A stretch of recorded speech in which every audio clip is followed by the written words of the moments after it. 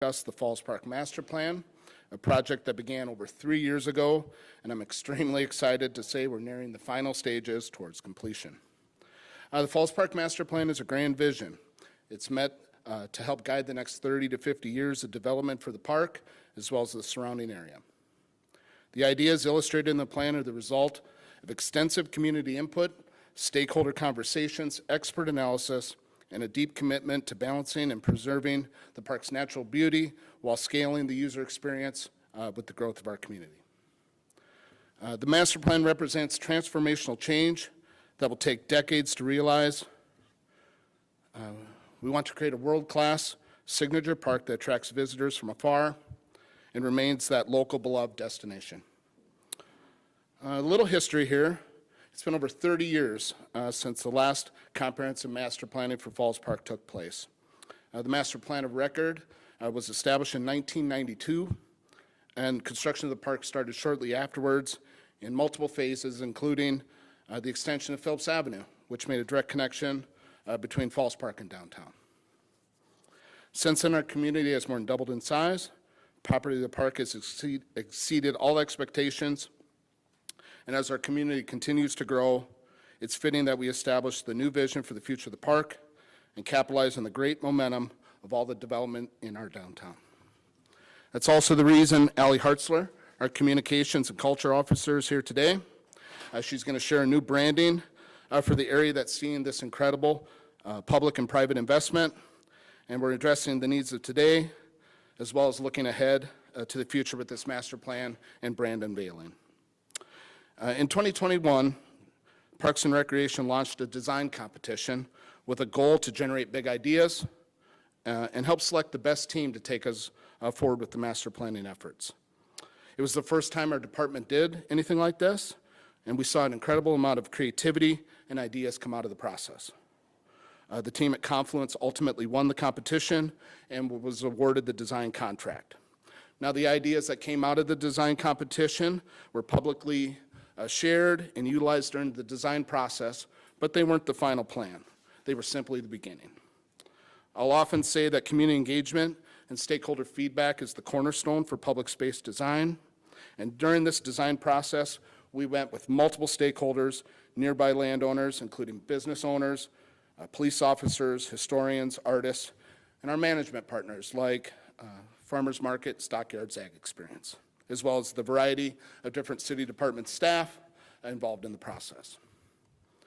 The master plan that we will fully unveil tomorrow considers extensive community input from public meetings, conversations with park users, interviews with stakeholders, workshops, and an online survey that had over 12,000 visitors and comments from 4,000 unique users. This community-involved planning process is a standard, not just for park development, but also other long-range planning efforts like the comprehensive Shape Sioux Falls Plan or the Downtown 2035 Comprehensive Plan, which is currently being worked on. The recommendations in this plan are a collaborative effort of shared ideas and proactive design that will serve our community for years to come. The Falls Park Master Plan is a grand vision. Big ideas that are rooted in community values. And the intent is not to make all these improvements at once.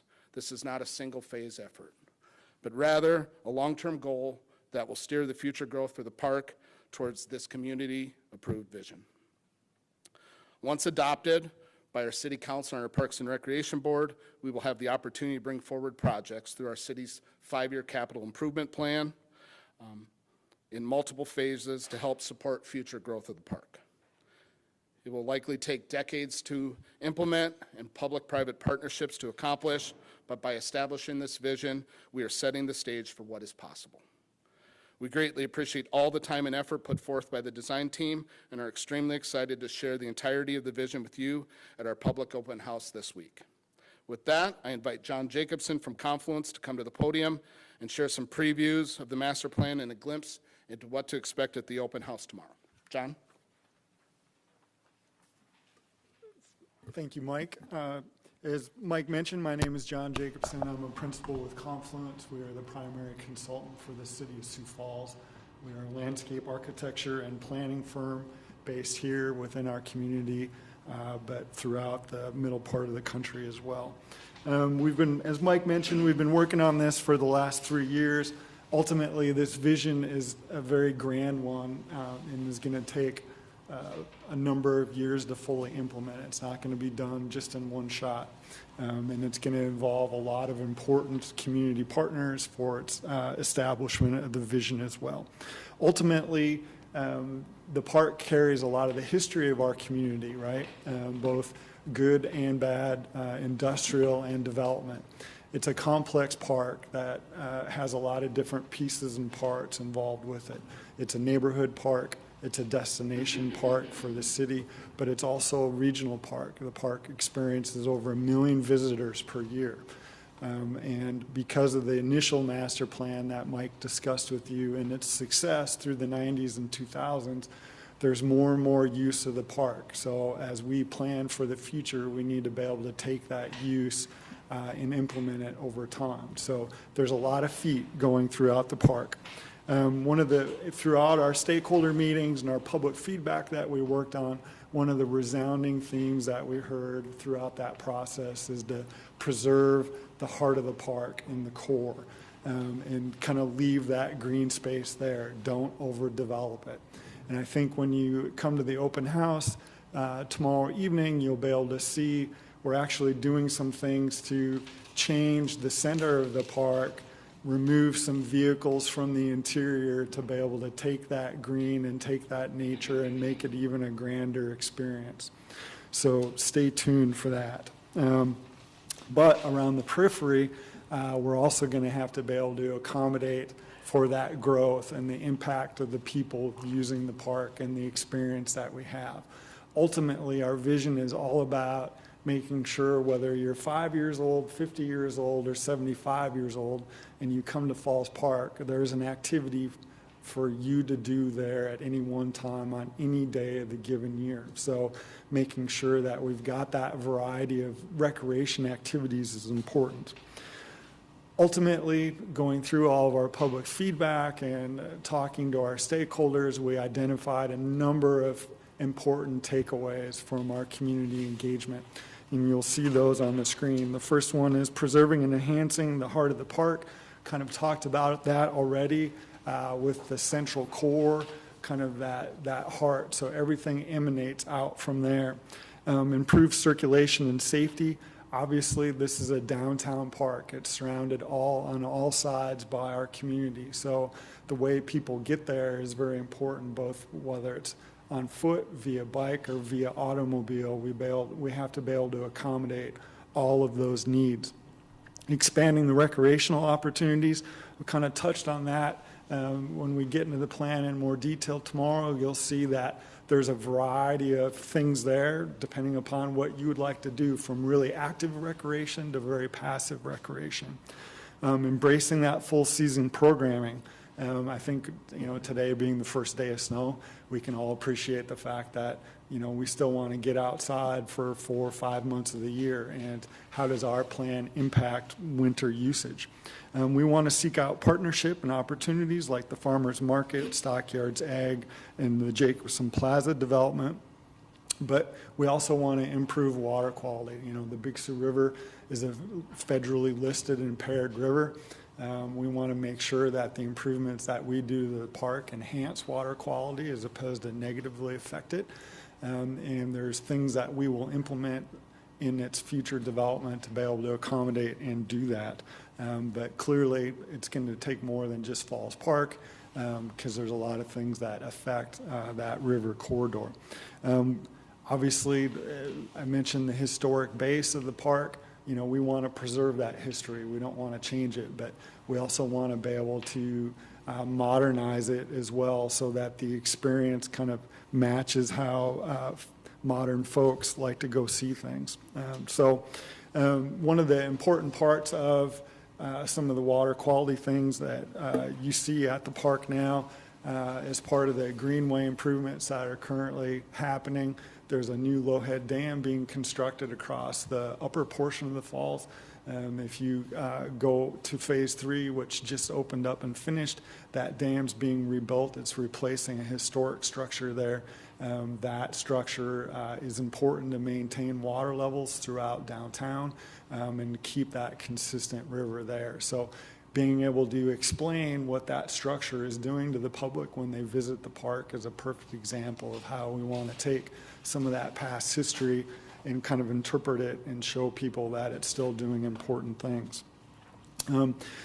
Ultimately, we want to also, because of the urban pressure that exists on the park, we want to be able to expand the overall extent of the park. And by doing that, one of the things that we're looking at is there's an old quarry on the east side of Weber Avenue that we want to incorporate into the park and be able to have some modern activities, some of that recreation that I was talking about occur there. Things like an urban fishery, an adventure course, those types of things. So ultimately, we want to be able to walk to the park, drive to the park, experience it, get that kind of heart of nature, but also be able to ultimately take all the needs of its particular users, right? From a neighborhood park to a destination park to a regional park. I mentioned a lot of the visitors that come into the park. It's not uncommon for me to drive that way into work, to drive through the park, and inevitably throughout the springtime, summer, and fall, I'm following a car that's from out of state, right? So we want to make that experience of someone who's coming in of our community, kind of give them a glimpse of what Sioux Falls is all about, right? If this is the only spot where they stop. So it's more than just seeing the falls, it's also kind of promoting our community and being able to, for visitors to learn why we're here and how our community has developed over the last 100 years. This master plan has got a lot of complex elements into it. As Mike mentioned, it's going to take a number of phases and a lot of different efforts to be able to get it to be implemented. It could take 30 plus years to fulfill some of the things that we're proposing within this plan. So it is a long-term plan. Ultimately, today we're just kind of scratching the surface of all this stuff. We invite you in the public to come to our open house tomorrow night, be able to see the plans in a little bit more detail. We're very excited about the transformation of this ultimate vision. To me, it's a perfect kind of story about our community and how it's developed over the time. This is just the next step, and it kind of helps us show that we're a vibrant, growing community and kind of we're able to show our values on full display for people who come into the park. With that, I'd like to introduce Allie Hartzell, who is the City Communications and Culture Head. Thanks, John. Good morning. Allie Hartzler, Communications and Culture Officer. You already heard some pretty big and exciting ideas this morning and of what's to come with the details tomorrow, and I'm excited to keep that ball rolling. Falls Park is the namesake of our city, and as it has changed over time, Falls Park has too. While you'll get to see the full master plan tomorrow, I think this marks a particularly exciting next chapter for Falls Park. I want to share a quick story to help kind of set the context and the stage for this work. A few weeks ago, I was walking down Phillips Avenue right by the Levitt, and I was stopped by a person. She actually was a flight attendant. She had a few hours to spend in our city in between flights, and she said, "Can you tell me where the falls is?" She was right there.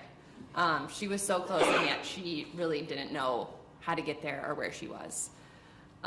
Recent developments in that north side of our downtown have filled that whole area between the Levitt and Falls Park with all kinds of gems that we want people to stop and see while they're here and on their way to the falls. This includes the beautiful expansion of the River Greenway and, of course, all the awesome amenities that are coming to Jacobson Plaza and Lloyd Landing. And that's just where we're at right now. As we plan the details of the work currently underway and plan for the transformation that will come with the master plan in the years ahead, we want to make sure that residents can easily find and discover all the awesome things our downtown parks have to offer. And that's why I'm excited today to announce a new identity for this area, the Falls. Simultaneously, we have been working on this transformational vision for Falls Park. That's a roadmap for the next several decades.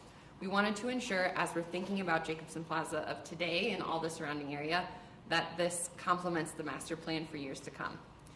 In the Falls Park Master Plan, you'll see tomorrow better connects visitors to Falls Park, Phillips Avenue, and the Big Sioux River. So we're excited to announce the Falls, which visually connects these spaces. This logo embodies the heart of our city, our waterfalls, which attracts more than 1 million visitors annually. Whether you're enjoying a concert outdoors at the Levitt in the summer, attending a yoga class at Lloyd Landing along the river, or enjoying skating at Jacobson Plaza with your family, the Falls is a system of parks designed to create connection with one another and with the world around us. Using this visual identity, we'll be adding wayfinding signage from the Levitt to Falls Park to encourage people to visit and move throughout these connected paths and connected parks. You may have noticed this new signage going up in and around Falls Park to reflect this. We started installing the signs on Monday and plan to be finished by the end of this week. We'll also be launching a new website next year to highlight the programming and wayfinding across the system of parks. In the meantime, you can stay up to date on all that's happening at the Falls on siouxfalls.gov/explorethefalls. Residents and visitors will also be able to engage with us on Facebook and Instagram to find out the latest at Explore the Falls. The Falls look and feel celebrates the anchor of our city while making it easy for residents and visitors to easily discover all our downtown parks have to offer. We love it, and we hope you do too. I want to invite Mike back up to the podium to close us out. Thank you. Thank you, Allie. A few closing remarks before we open it up to questions. In addition to unveiling the master plan, we're excited to showcase the Falls this week as we get ready for our beloved community holiday tradition, Winter Wonderland.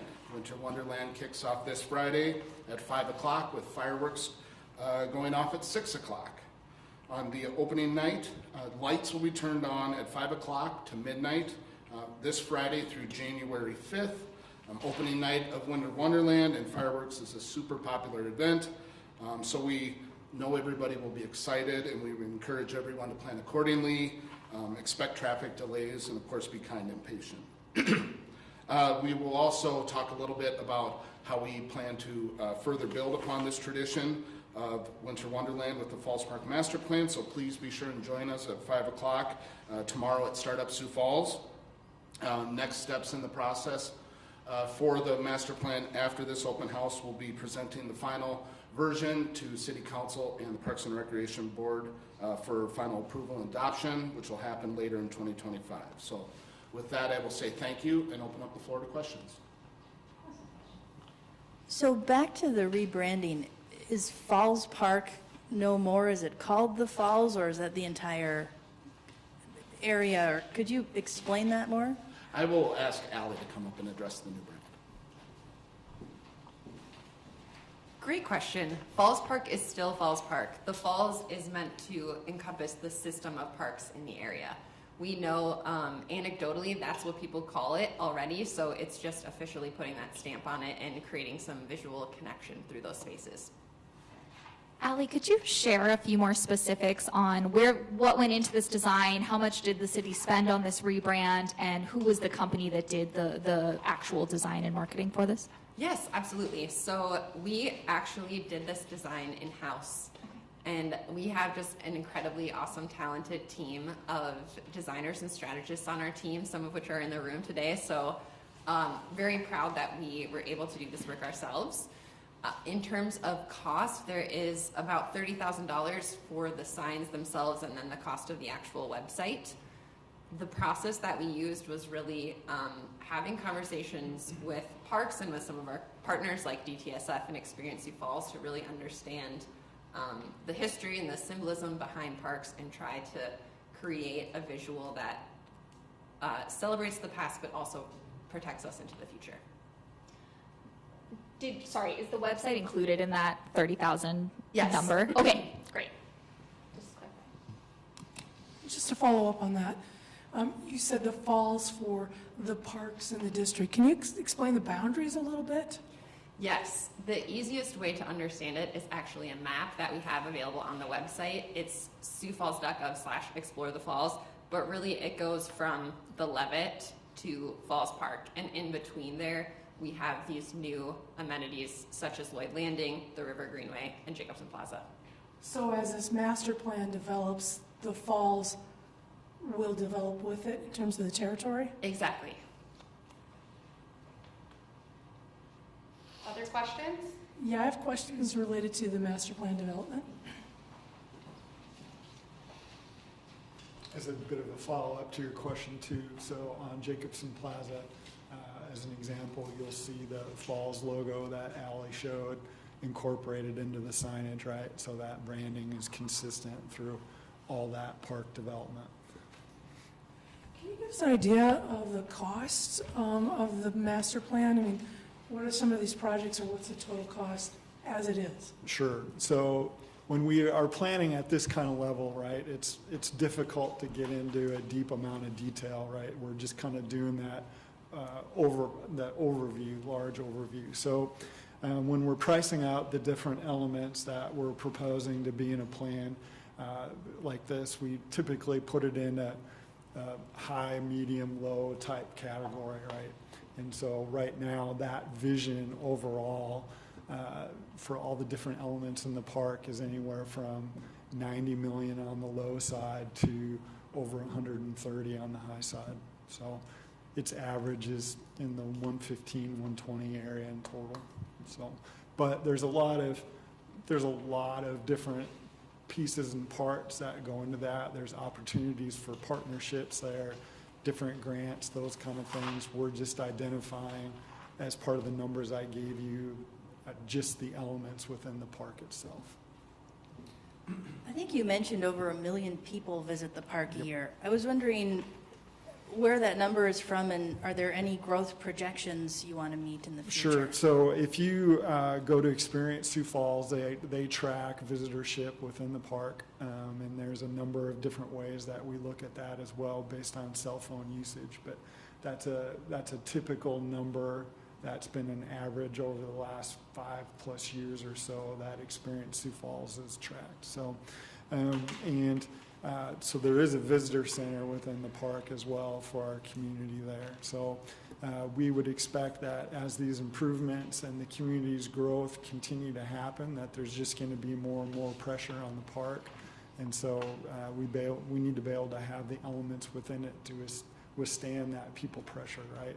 Hence some of the vehicle circulation improvements we're talking about, parking improvements, trail improvements, pathway improvements, that kind of stuff. Yes. Can you provide a little bit of context for, what has gone into the master plan up to this point, and then what the next steps are? Or is this like the plan is done, it's time for the people to vote on paying for things, or, where do we go from here? How did we kind of just contextualize this a little bit for me? Sure. No, thanks. That's a good question. Ultimately, our overall plan can be developed in a series of phases, right? The important program elements can be broke out in pieces and parts depending upon the community's priority. And as an example of that, I'll use the River Greenway. The city of downtown River Greenway, the city of Sioux Falls did a master plan for its entire development from Falls Park to Cliff Avenue. And as needs of it happened, they've been able to break out phases and get it done just like phase 3. So this park is developed in a similar kind of way that there's multiple phases potentially within it, and as different priorities and needs come up, they can be addressed. Sorry, I just mean to say, is this the master plan? This is the plan, we're So- going with it, or what? So, no, thank you. So Yeah. we've had a whole series between our stakeholder meetings and our other public open houses. We've vetted various ideas over the last 3 years and kind of made the sausage, if you will, and what we're presenting tomorrow night is the final culmination of all those discussions. So we would see pending park board final authorization and council authorization, this would be close to the final vision. So I'm going to ask that a little different way. We've got Jacobson in the works, looks like that's moving forward. Yep. What would be the next step after Jacobson? So right now, based on our stakeholder meetings and kind of the opinion that we've taken from all the various input, we would propose focusing on the farmers market area. Between the existing infrastructure that's there and the congestion that happens on weekends, we feel like there's a number of improvements that can be done to alleviate a lot of that and make the farmers market experience better. And then beyond that, it starts to stagger out to some other improvements that really help the visitors that come to the park. John, do you have more? Okay. Okay. Hi, what efforts are being made or plans in place involving other opportunities in this kind of newly developed Falls Park to view the falls themselves, different overlooks, and yeah, I'll start with that. Yeah, so the plan incorporates a number of things to do that. As an example, one of the elements within it is replacement of the existing bridge that goes over the falls right now. You know that if you've been out there anytime recently, it's very narrow, it's quite congested during peak times. You can't even stop along it, right, to really take a picture or do a selfie or just look at the falls or whatever you're doing. So one of the more pragmatic elements of our plan is to replace that bridge, to be able to put viewing opportunities on it so that you can pull off the main traffic way, do what you want to do, and people can keep moving through the park. Beyond that, in some of the developed visitor areas, we have some proposed visitor or some building improvements that would also enhance that viewership throughout the season from different heights. And ultimately, all buildings within the park have a certain lifespan. So we've also looked at once those lifespans are, once those facilities are at the age they need to be replaced, what's the best way to accommodate some of this future growth in their replacement? Did you look into any other cities that maybe have a river or waterfalls in their downtown area to get ideas for Sure. what you're doing? Yes, I mean, our idea, ultimately what we want to do is have Falls Park be a signature park. And by signature park, I mean it's one that you think of along the same lines as Bryant Park or Golden Gate Park throughout the country, right? It's one of those main stops. And if you research a lot about Falls Park right now, oftentimes it does fall into top 10, top 20 visitor places for parks throughout the country. So we already have a certain reputation that we want to be able to enhance. So taking that within our purview, we want to make sure that we give anyone who comes into the park those different sorts of recreation opportunities and chances to see the falls. So. Any other questions? Right. So you talked about water quality. There's so much impervious surface near the Big Sioux, especially in downtown. Feels like you're going to add to that. How do you offset water quality with adding more things? Yep, you bet. And clearly, what we're proposing within the park is not necessarily going to lessen the amount of pavement, right? Based on the needs of the people coming into the park and kind of the impact of having more and more people come in there. So we want to make sure that we implement it in smart ways. So City Ready, as an example, has a policy of trying to incorporate buffer strips along the area. So there's a number of areas within Falls Park that are currently mowed that we want to look at changing that to a low mow or even a non-mow areas as far as the buffer strips go. So any runoff that's coming off the park has to matriculate through those buffer strips first, and hopefully a lot of the sediments and other contaminants that are in that runoff get caught in the buffer strip before they go into the river. That's one example. Another example would be with our roadway and parking improvements that we want to do. That currently that runoff goes directly into the river, right, through a series of storm sewers. So as part of our plan, that runoff gets captured in sediment bases. So again, those things can be removed before ultimately it goes into the river. There are other things of porous type pavements that we'll look at as well, but those will be kind of operations and budget type decisions once each phase is identified within the product. So there's a number of kind of arrows in our quiver that we can use to help reduce that runoff, and that would include even things like green roofs, right? Anybody who might be familiar with the River Greenway Phase 2, the one in front of the Hilton there, there's the Water Feature Plaza. If you actually go look at that pump house that runs that water feature, it's actually got a green roof on it. So all that water that hits that roof is most of the time is sucked up by those plants and doesn't even make it to the pavement.